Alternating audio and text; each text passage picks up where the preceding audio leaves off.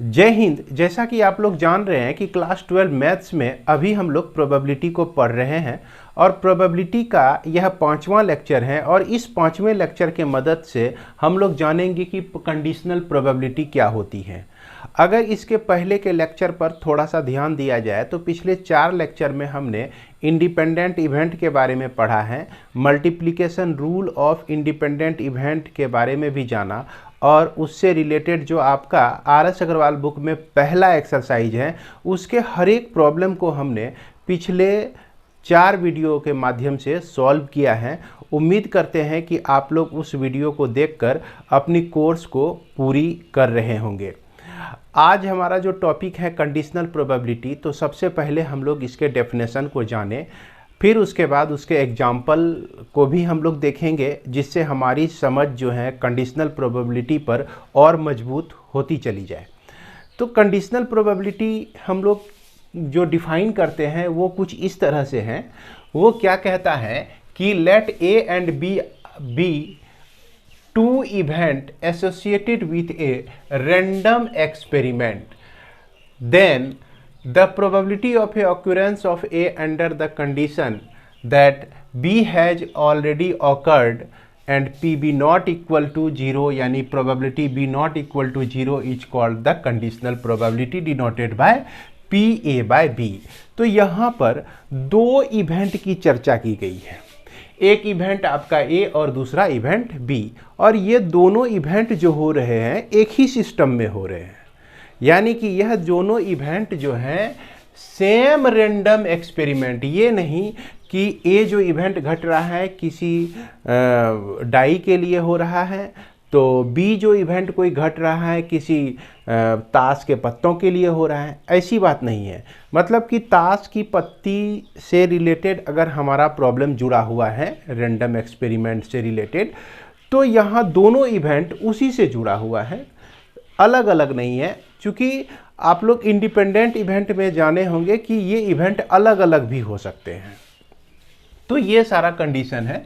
अब कहता है कि the probability of occurrence of A, अब ए की होने की प्रोबेबिलिटी क्या है, तो ए के होने की प्रोबेबिलिटी के साथ एक कंडीशन जुड़ा हुआ है, इसलिए कहता है under the condition that B has already awkward, B already हो चुका है, तब A के होने की प्रोबेबिलिटी कितनी है, जिसमें probability of B not equal to 0। तो इस तरह के प्रोबेबिलिटी को ही हम लोग कंडीशनल प्रोबेबिलिटी कहते हैं और इसको हम लोग डिनोट करते हैं ये B A बाय B। अगर यह नीचे में B लिखा हुआ है तो समझ जाएंगे कि B ऑलरेडी हैपेंड है, ऑलरेडी हो चुका है, और ए की प्रोबेबिलिटी निकाल रहा है। कंडीशन क्या है, बी ऑलरेडी हो गया है।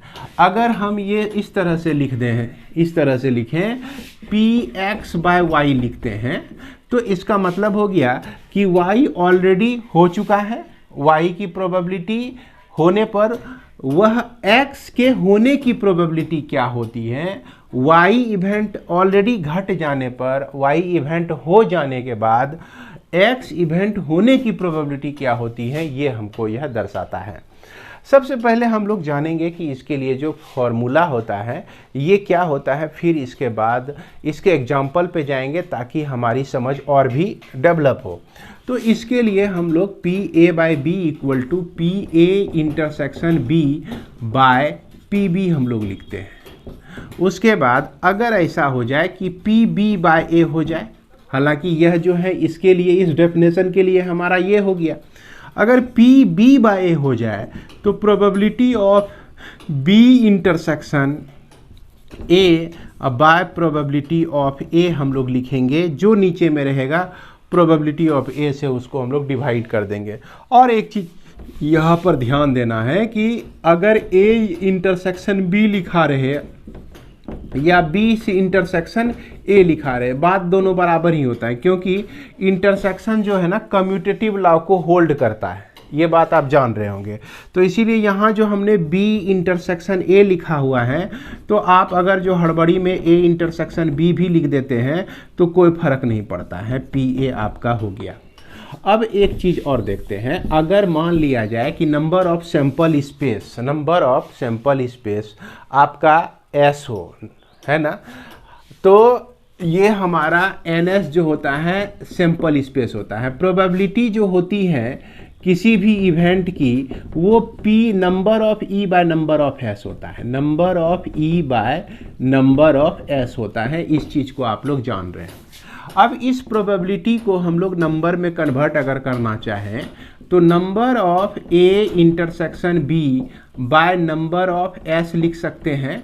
और ठीक उस तरह से भी number of b bye number of s लिख सकते हैं। क्यों भैया?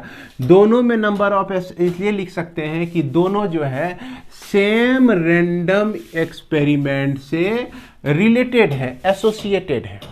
सैंपल स्पेस दोनों के लिए आपका सेम है। तो इस स्थिति में अगर यहाँ पर काट कूट कर देते हैं, नंबर ऑफ एस कट जाता है आपका, तो number of A intersection B by number of B भी आप लिख सकते हैं।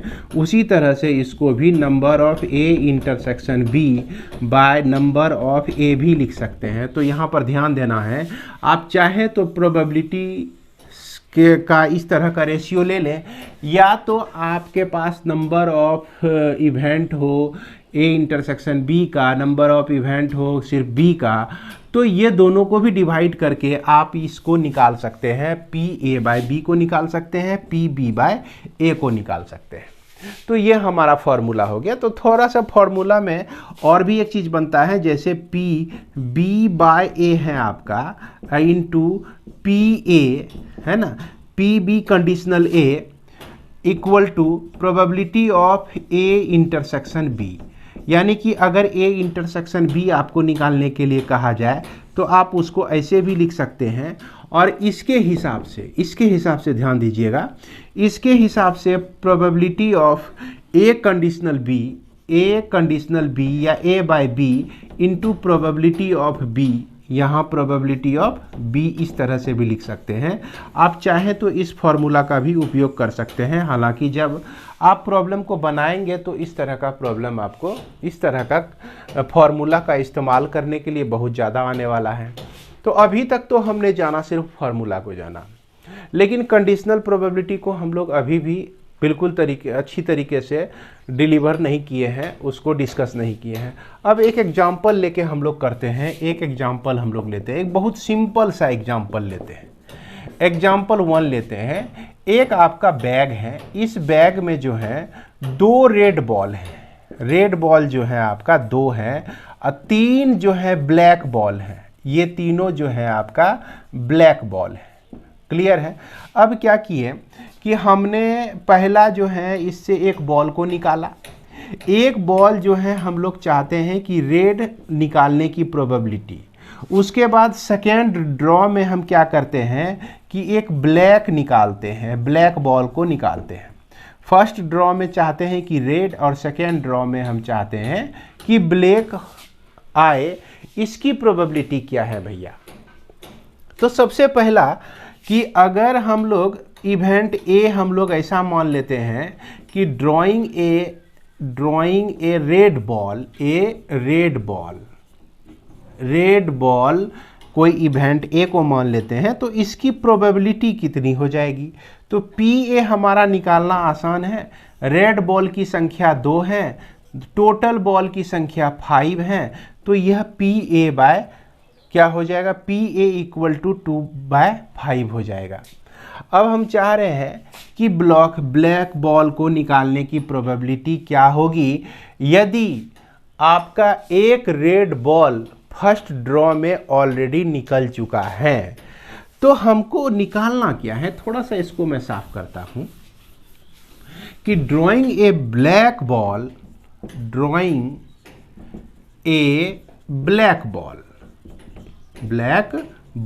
अब देखिए इसको समझिएगा ध्यान से, यही लाइन मैन समझने वाला है। Drawing a black ball when red ball already drawn. Red ball को ऑलरेडी हमने निकाल चुका है।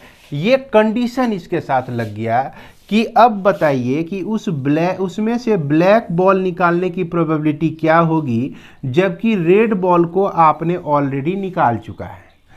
तो अगर हमारा ब्लैक बॉल निकालने की प्रोबेबिलिटी जो है B है और रेड बॉल को ड्रॉ करने की प्रोबेबिलिटी A है, माफ करेंगे के लिए सिंबल हमारा A है, तो ये आपका हो जाएगा कंडीशनल।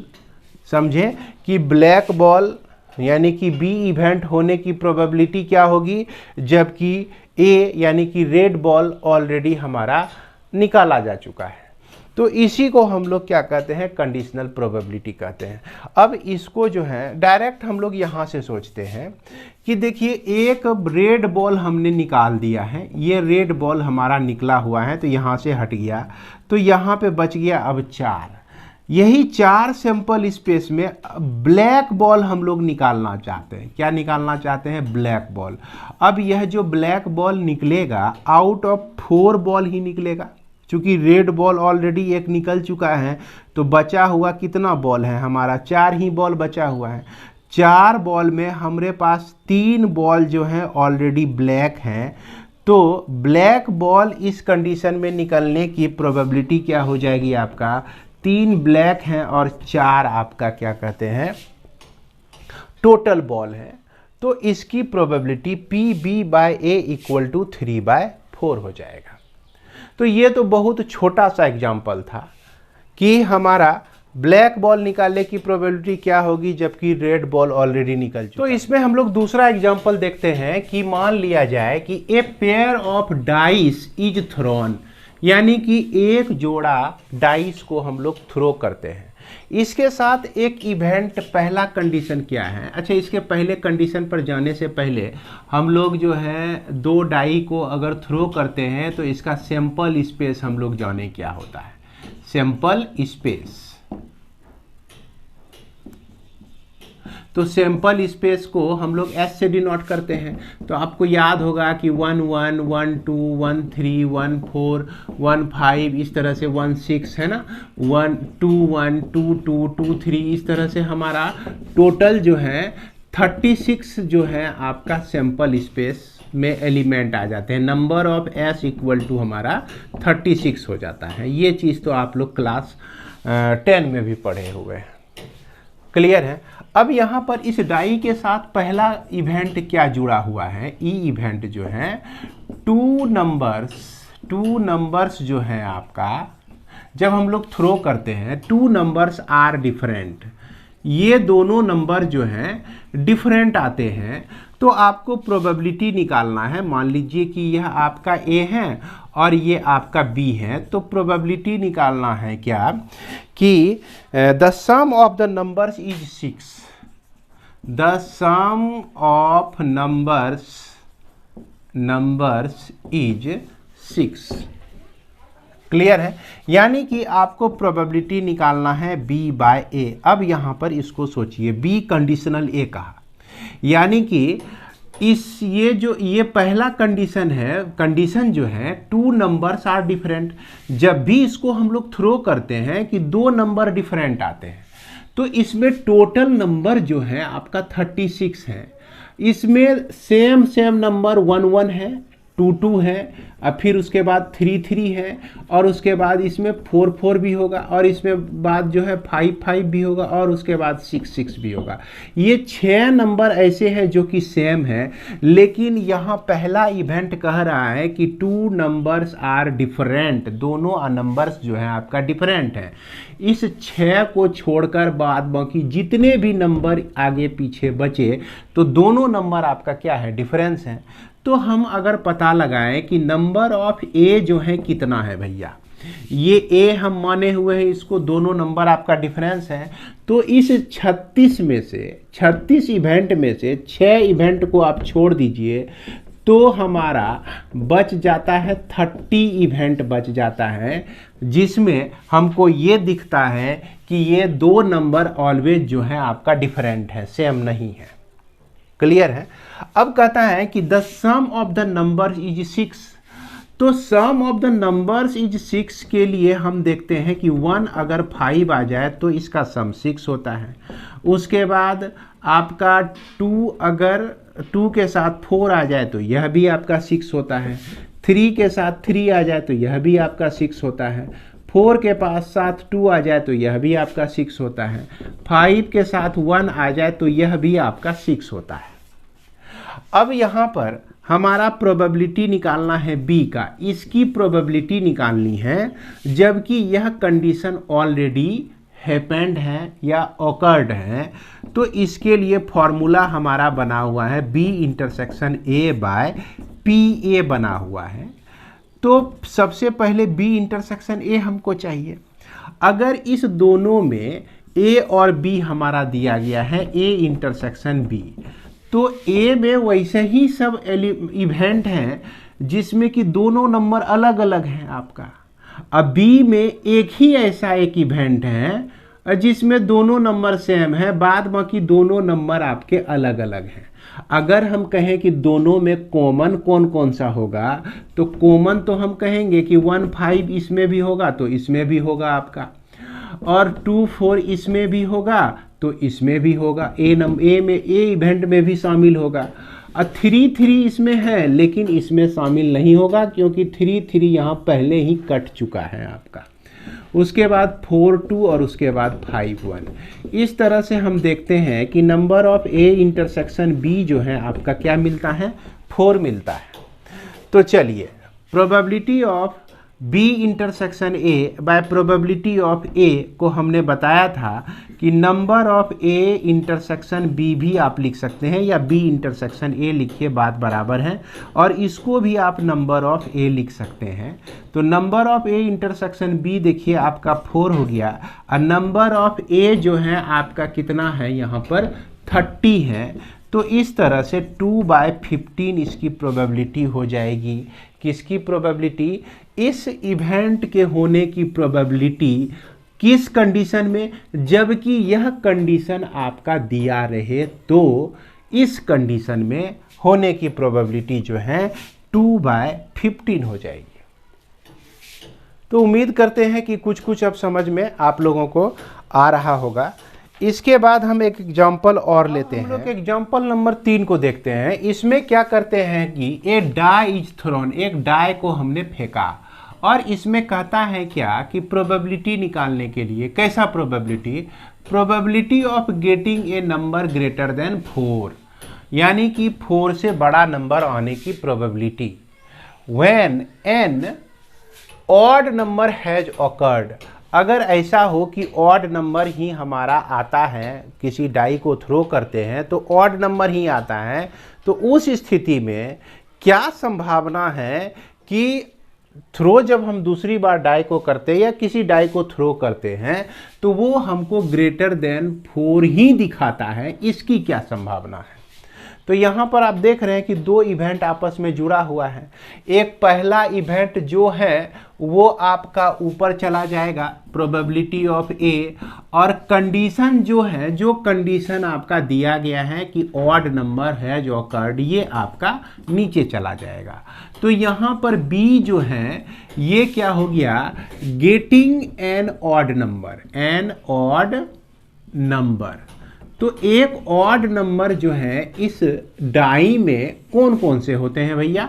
तो यहाँ पर होता है 1 एगो ऑड नंबर होता है, एगो 3 होता है, एगो 5 होता है, और यही 3 गो ऑड नंबर होता है। उसके बाद ए जो कह रहा है कि probability of getting a number greater then 4, तो ए कह रहा है कि 4 से बड़ा, यानी कि 5 और 6, यही 2 नंबर हमको ए में मिल रहा है। अब इसमें हमको निकालना है प्रोबेबिलिटी ए बाय बी निकालना है, तो हम लोग लिखेंगे प्रोबेबिलिटी ए इंटरसेक्शन बी लिखेंगे, बाय प्रोबेबिलिटी ऑफ बी लिख देंगे। अब देखिए ए इंटरसेक्शन बी हम लोग यहाँ पर निकाल लेते हैं। इस दोनों में देखिए कॉमन क्या है, तो कॉमन एक ही अंक हमको मिल रहा है 5, यानी कि number of A intersection B equal to क्या हो गया? 1 हो गया। ये सब चीज़ आप लोग पहले ही पढ़े हुए हैं, क्लास 11 में भी पढ़े हुए हैं। तो यहाँ हमको लगता है कि ये number of A intersection B direct जो लिख दे रहे हैं आप लोगों को दिक्कत नहीं हो रही होगी। तो number probability of A intersection B को हम number of A intersection B भी लिख सकते हैं, बाय नंबर ऑफ क्या लिख सकते हैं, बी भी लिख सकते हैं। अब यहाँ पर देखिए ये आपका वैल्यू 1 है और नंबर ऑफ बी जो है आप देख रहे हैं ना, यहाँ पर नंबर ऑफ बी जो है इसमें क्या कोई एलिमेंट है, 3 एलिमेंट है इक्वल टू 3, तो बाय 3 कर देंगे तो ये आपका 1/3 जो है इसकी प्रोबेबिलिटी निकल जाएगी। अब हम लोग जो है बुक RS अग्रवाल में जो आपका दूसरा एक्सरसाइज है कंडीशनल प्रोबेबिलिटी पर, उसके प्रॉब्लम को एक एक करके बनाएंगे। बुक के प्रॉब्लम पर जाने से पहले हम लोगों को 3 बात जो है दिमाग में रखना है। पहली बात कि कंडीशनल प्रोबेबिलिटी के लिए हम लोग फॉर्मूला क्या लिखते हैं, पहला बात। दूसरा बात आपको याद होगा कि अगर प्रोबेबिलिटी ए है आपका, तो ए नॉट ए को हम लोग जो है PA0 इस तरह से कंप्लीमेंट हम लोग लिखते हैं, इस तरह से भी नॉट को लिखते हैं, जिसको हम लोग 1 - PA लिख सकते हैं। ये चीज़ आपको पता होगा, पहली बात। दूसरी बात कि आप डिमॉर्गन्स लॉ पढ़े होंगे, है ना, मॉर्गन्स लॉ पढ़े होंगे।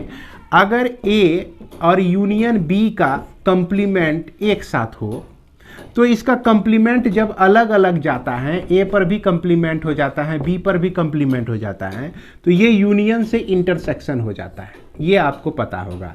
अगर आपका ए इंटरसेक्शन बी दोनों पर कंप्लीमेंट हो, आप पढ़ते होंगे इस तरह से, ए यूनियन बी जो है इस तरह से डैश पढ़ते होंगे, तो इसको हम लोग ए डैश है ना इंटरसेक्शन बी डैश लिखते थे वहाँ पर सेट थ्योरी में। कंप्लीमेंट ही इसको कहा जाता है। इसको भी हम लोग निगेटिव यानी कि not A not B not A union B, इसको इस तरह से भी पढ़ सकते हैं। सिंबॉलिकली हम लोग इस तरह से दिखाते हैं। इसको हम लोग ए कंप्लीमेंट यूनियन बी कंप्लीमेंट, यानी कि यहाँ पर अगर इंटरसेक्शन है तो ये यूनियन हो जाता है। ये दूसरा नंबर। और तीसरा नंबर में तो हमने बताया कि कंडीशनल प्रोबेबिलिटी का जो डेफिनेशन है या जो फार्मूला आप लोग को अभी तुरंत बताया गया, उसको आप लोगों को ध्यान में रखना है। इसके बाद हम लोग आगे बढ़ते हैं। यहाँ पर एक्सरसाइज 1B हमारे बुक में लिखा गया है भैया, है ना, और बुक RS अग्रवाल को आप उल्टा लीजिए और उसके बाद जो है प्रोबेबिलिटी को उल्टाइए। प्रोबेबिलिटी में जो दूसरा एक्सरसाइज है उसका पहला प्रॉब्लम को देखिए। इसमें कहता है कि let A and B are two event such that PA equal to आपका दिया गया है 7/18 दिया गया है। हालांकि लगता है ये गलत है, समझे, 7 यह आपका 13 होगा। और PB जो है आपका दिया गया है 9/13 और P probability of A intersection B जो है आपका दिया गया है 4/13। तो इसमें आपको पहला नंबर कहता है निकालने के लिए, प्रोबेबिलिटी A/B निकालने के लिए कहता है। तो फट से निकाल देंगे। Probability A intersection B bye probability of B लिखेंगे। और ये देखिए A इंटरसेक्शन B का प्रोबेबिलिटी 4/13 है और यहाँ B के लिए प्रोबेबिलिटी आपका 9/13 है। तो यह 4/9 हो जाता है, 13 आपका कट जाता है। इसी में दूसरा कहता है कि प्रोबेबिलिटी ऑफ B/A निकालना है, B कंडीशनल A आपको निकालना है। तो इसके लिए भी हम लोग प्रोबेबिलिटी B इंटरसेक्शन A लिखेंगे, अब बाय PA लिखेंगे, या B इंटरसेक्शन A रहे या A इंटरसेक्शन B रहे, बात तो दोनों बराबर ही होता है। तो इसलिए इसको हम 4/13 लिखें और प्रोबेबिलिटी ऑफ A को 7/13 लिखेंगे, तो ये आपका 4/7 हो जाएगा। क्लियर है। इसके बाद हमारा तीसरा नंबर ये कह रहा है क्या कि probability of A union B निकालना है आपको। तो A यूनियन B के लिए हम लोग क्या लिख सकते हैं, probability of A plus probability of B minus probability of A intersection B लिख सकते हैं। अब इसमें सारे वैल्यू आपको पता है 7/13 है ये आपका। उसके बाद ये जो है 9/13 है आपका। उसके बाद यहाँ जो है आपका 4/13 है। अब इसको सॉल्व तो कर ही सकते हैं, 13 हो गया, 7 + 9 - 4, तो ये आपका हो गया 9 × 3 = 12, 12/13, 12/13 आपका हो जाएगा यह वैल्यू। इसके बाद हम आगे देखते हैं 4 नंबर। 4 नंबर में आपको निकालना है प्रोबेबिलिटी ऑफ बी का कंप्लीमेंट बाय ए का कंप्लीमेंट, बी का कंप्लीमेंट बाय ए का कंप्लीमेंट। तो इसको जरा बढ़िया से समझिएगा, ध्यान से देखिएगा इसमें। तो इसको हम लोग लिख सकते हैं probability of B complement intersection A का कंप्लीमेंट। अब बाय क्या लिख सकते हैं, प्रोबेबिलिटी ऑफ ए का कंप्लीमेंट लिख सकते हैं। अब देखिए यहाँ पर हमने अभी तुरंत बताया कि ए कंप्लीमेंट इंटरसेक्शन बी कंप्लीमेंट हो, ए कंप्लीमेंट इंटरसेक्शन बी कंप्लीमेंट हो, तो ए यूनियन बी का कंप्लीमेंट हम इसको लिख सकते हैं। तो क्या लिख सकते हैं, ए यूनियन बी का कंप्लीमेंट लिख सकते हैं प्रोबेबिलिटी के लिए, और इसमें जो है 1 माइनस प्रोबेबिलिटी ऑफ ए लिख सकते हैं हम लोग, कोई दिक्कत नहीं है। अब देखा जाए कि ए यूनियन बी का कंप्लीमेंट हमको यहाँ पर दिया गया है प्रोबेबिलिटी में। अगर हम चाहें तो इसको 1 minus probability of A union B लिख सकते हैं। अब ये कंप्लीमेंट हट जाएगा।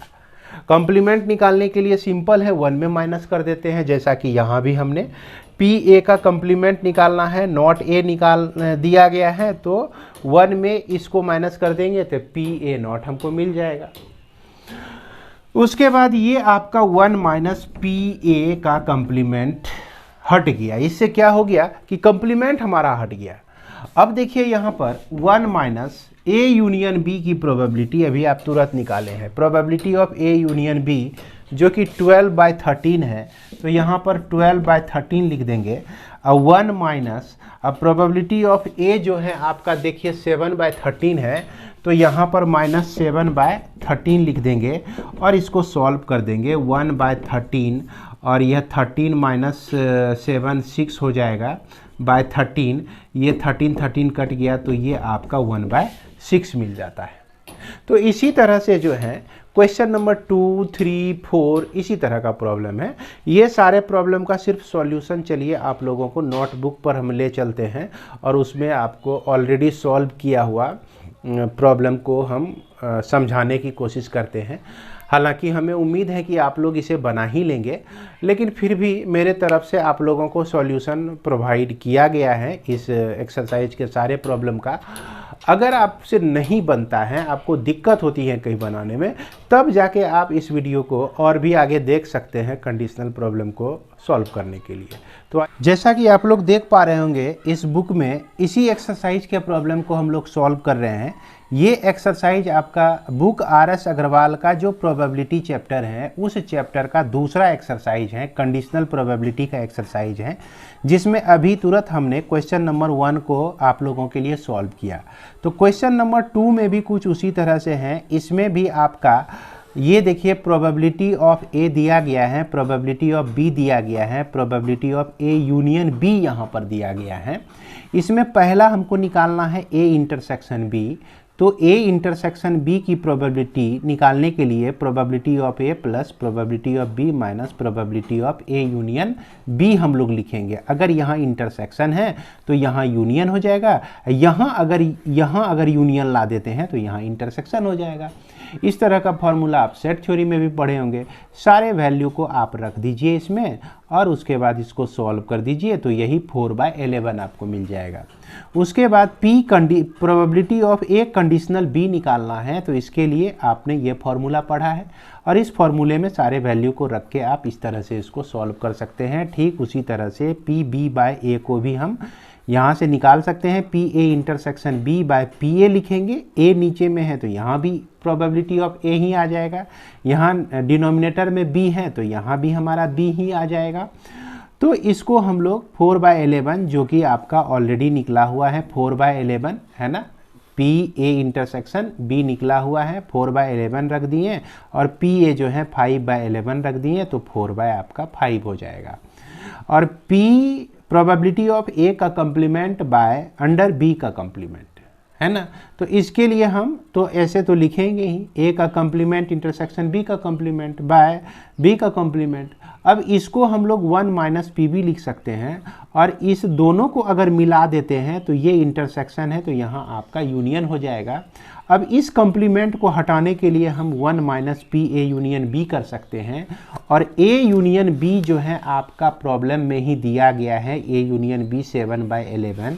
तो यहाँ 1 माइनस 7/11 रख दिए, और 1 माइनस 6/11 पी बी जो कि 6/11 दिया गया है को रखकर हम लोग सॉल्व कर देंगे, तो ये 4/5 मिल जाएगा। इसके बाद क्वेश्चन नंबर 3 में भी कुछ उसी तरह का है, पी ए पी बी और पी बी बाय ए आपको दिया गया है। पी ए इंटरसेक्शन बी निकालना है। हम फॉर्मूला जान रहे हैं कि P B by A equal to B conditional A equal to P A intersection B by P A. अगर इसको आप राइट साइड में अकेला छोड़ देते हैं तो यह पी ए से इसको मल्टीप्लाई हो जाएगा, जैसा कि आप देख सकते हैं यहाँ मल्टीप्लाई हो गया है। इसके बाद b बाय ए का वैल्यू 0.4 और पी ए का वैल्यू जो है आपका 0.3 रख के आप इसको सॉल्व कर सकते हैं। और इसी में आपको कहा जा रहा है कि ए यूनियन बी निकालना है आपको। तो ए यूनियन बी आपका ये रहा, पी ए यूनियन बी। तो ए यूनियन बी बराबर P A plus P B minus P A intersection B लिख सकते हैं। अभी ए इंटरसेक्शन बी आपने यहाँ पर तुरंत निकाला है, पी ए इंटरसेक्शन बी को अभी तुरंत निकाला है। इसके वैल्यू को हम लोग यहाँ पर रख देंगे, और पी ए पी बी तो हमको पता ही है, सॉल्व कर दीजिए, आपका ये आंसर आ जाएगा। ठीक उसको भी इसी तरह से इसको भी हम लोग सॉल्व कर सकते हैं, उसी तरह से कंडीशनल प्रोबेबिलिटी के फॉर्मूले का इस्तेमाल करके। तो उम्मीद करते हैं कि ये आपको मदद करेगी आपके प्रॉब्लम को समझने में। इसके बाद क्वेश्चन नंबर 4 में हमारा देखिए दिया गया है कि A and B are B two event such that 2 into probability of A equal to probability of B equal to 5/13 and P A conditional B 2/3 दिया गया है आपका। तो आपको फाइंड आउट करना है probability of A union B को find करना है। तो probability of A union B को फाइंड करने के लिए पी ए चाहिए और पी बी चाहिए minus P A intersection B चाहिए। तो A intersection B, probability of A intersection B हमको यही देगा। ये कैसे देगा? पी ए हम लोग पहले निकालते हैं इसमें, चूँकि 2 पी ए इक्वल टू 5/13 है, इसीलिए P A equal to 5/13 into आपका 2 हो जाएगा, है ना। 2 यहाँ डिवाइड हो जाएगा, 5/26 हो जाता है, और पी बी का वैल्यू 5/13 ही रह जाएगा। अब पी ए बाय बी का वैल्यू जो है आपका 2/5 दिया गया है। यहाँ पर आप लोग थोड़ा सा सुधार कर लेंगे, ये 2/5 दिया गया है ना, 2/3 नहीं 2/5 दिया गया है। अब इसमें पी ए कंडीशनल बी को हम P A intersection B by P B लिख सकते हैं, और ए इंटरसेक्शन बी की प्रोबेबिलिटी जो है इसको और इसको मल्टीप्लाई करने से प्राप्त हो जाएगा, यानी कि पी बी इसके साथ मल्टीप्लाई हो गया, पी ए बाय बी हो गया। पी बी का वैल्यू जो है 5/13 है, पी ए बाय बी का जो वैल्यू है 2/5 है, जिसको सॉल्व करने पर 10/65 आपको मिल जाएगा। अब यहाँ पर हमको probability of A union B निकालना है, तो इसके लिए हमने उसी फॉर्मूले का इस्तेमाल किया है।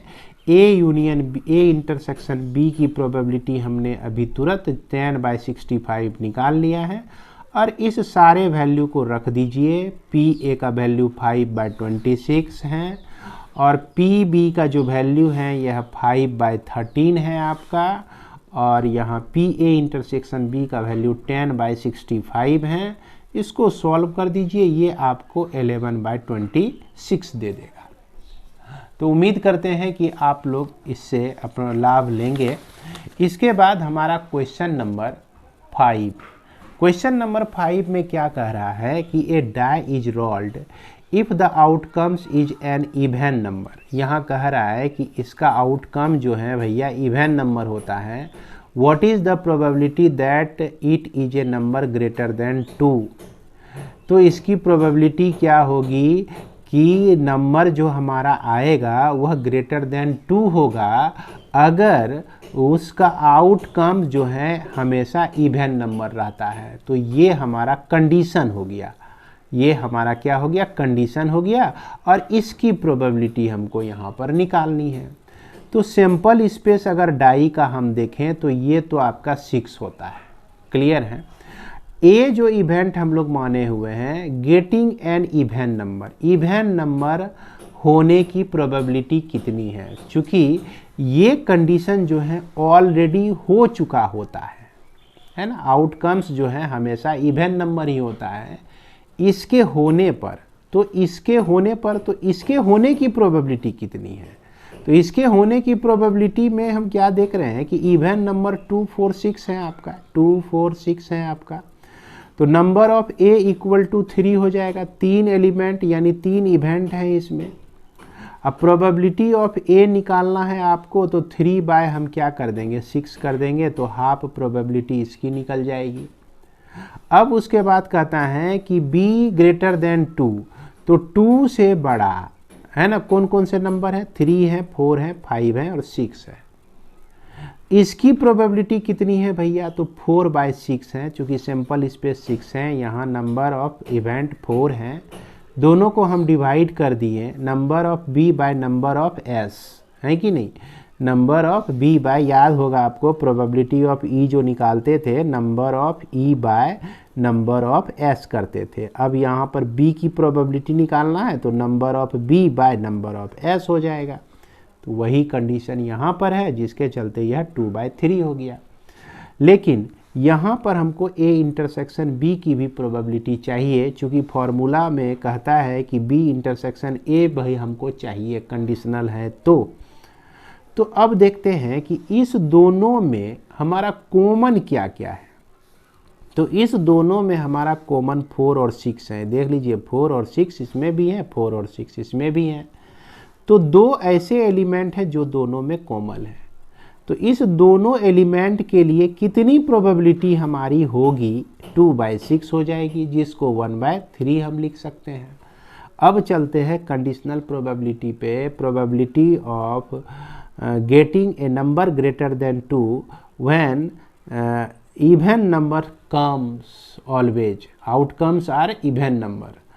तो इस स्थिति में probability B intersection A by P A लिखेंगे।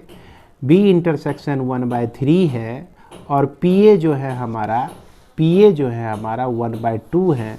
जब डिवाइड कर देते हैं तो ये आपका 2/3 मिल जाता है। इसके बाद हमारा क्वेश्चन नंबर 6 देखिए क्या कह रहा है कि a pair of fair dice is throne, 2 dice को थ्रो किया गया, जैसा कि आप इमेज में भी देख रहे हैं। Find the probability that some is 10 और ग्रेटर। प्रोबेबिलिटी निकालना है कि सम या तो 10 हो या तो इससे बड़ा हो। किस कंडीशन में, if 5 appears on the first die.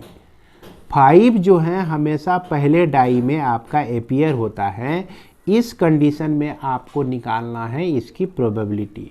तो सबसे पहले अगर 2 डाई हैं आपका, दोनों डाई को थ्रो करेंगे तो इसका सैंपल स्पेस जो हो जाएगा ये आपका 36 हो जाएगा।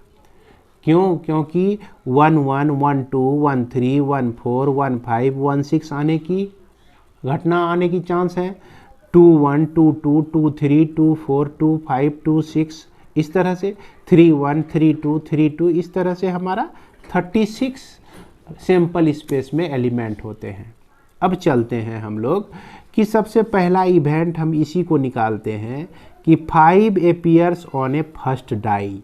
पहले डाई पर जो है 5 अपीयर हो, तो पहले डाई पर 5 अपीयर हो, इसको हम इवेंट ए मान लेते हैं। तो इसका मतलब हो गया कि 5 1 हो सकता है, 5 2 हो सकता है, 5 3 हो सकता है। तो इस तरह के कितने इवेंट हो गए, नंबर ऑफ ए जो हो गए हमारे 6 हो गए। अब दूसरा इवेंट जो बाद में घटता है कि इवेंट ऑफ गेटिंग सम 10 और ग्रेटर, यानी कि 10 उसका सम हो या उससे बड़ा हो। अब इसमें वैसे ही इवेंट को कलेक्ट किया गया है जिसमें दोनों एलिमेंट का सम 10 है या 10 से बड़ा है, दोनों का सम 11 है, दोनों का सम यहाँ 10 है, दोनों का सम यहाँ 11 है, 6 + 5 11 होता है, 6 + 6 12 होता है, तो 10 है अथवा 10 से यह बड़ा है। अब कंडीशनल प्रोबेबिलिटी निकालने के लिए हमको A इंटरसेक्शन B चाहिए।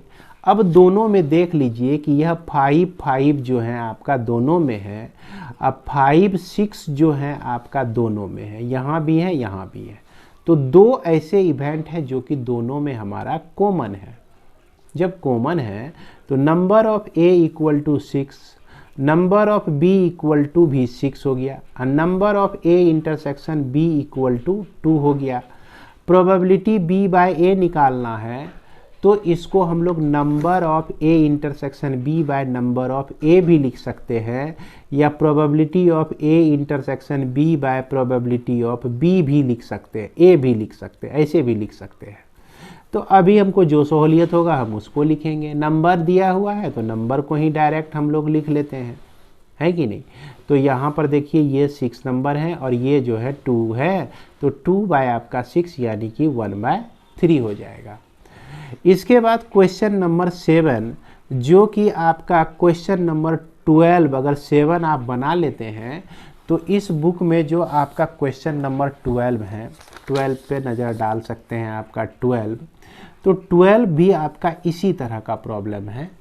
इसलिए 7 बना लेने के बाद, इसका 7 बना लेने के बाद 12 में भी आपको दिक्कत नहीं रह जाएगी। 12 खुद ब खुद निश्चित रूप से आप लोग बना लेंगे।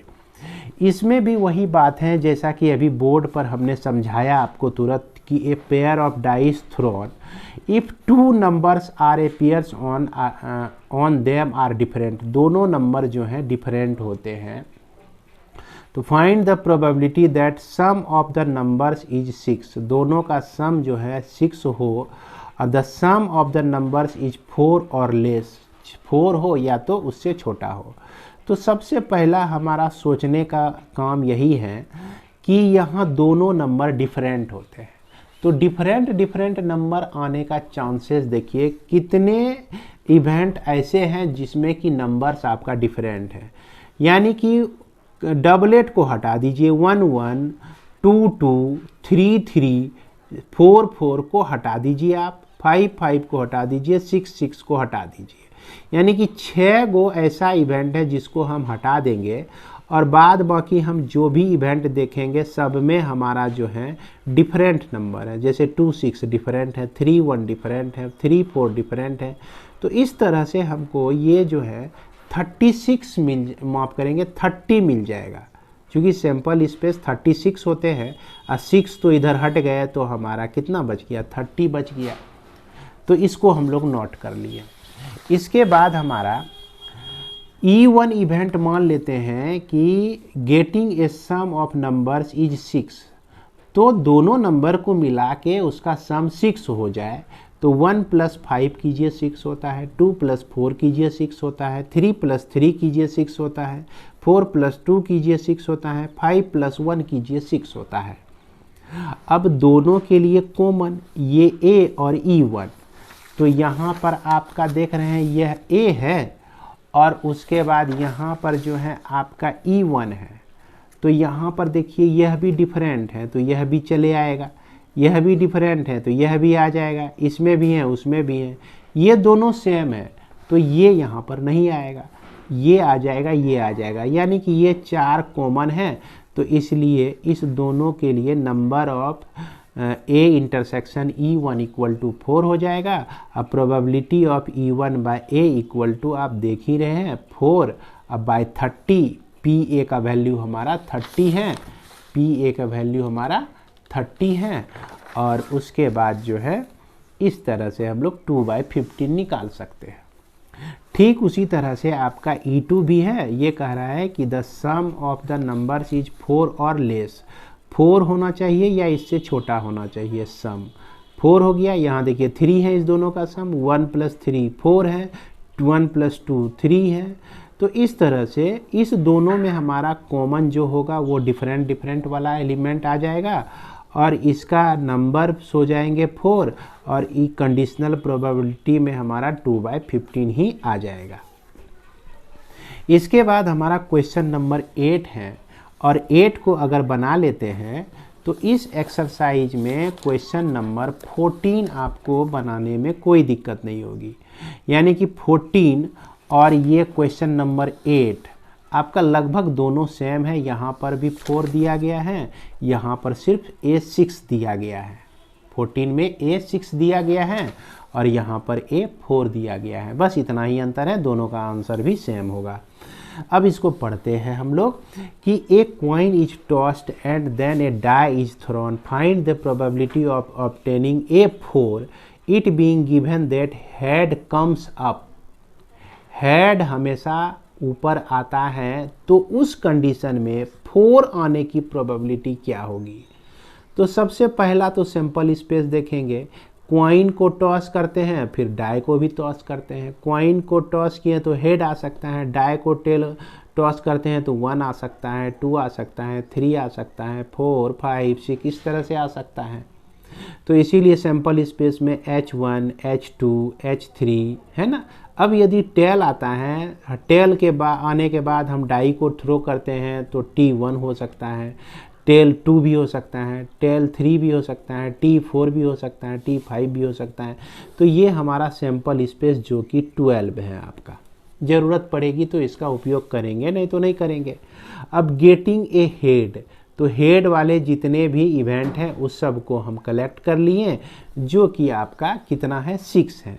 नंबर ऑफ ए जो है आपका कितना हो जाएगा, ये 6 हो जाएगा। अब कहता है कि गेटिंग ए 4, तो 4 हम प्राप्त करते हैं, तो 4 यही ना है, H4 हो सकता है या T4 हो सकता है, एक 4 निकालना है।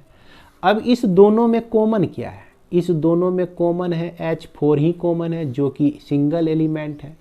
कंडीशनल प्रोबेबिलिटी B/A निकालना है, जो कि number of A intersection B जो कि हमारा 1 है, और नंबर ऑफ A जो कि हमारा यहाँ पर 6 है।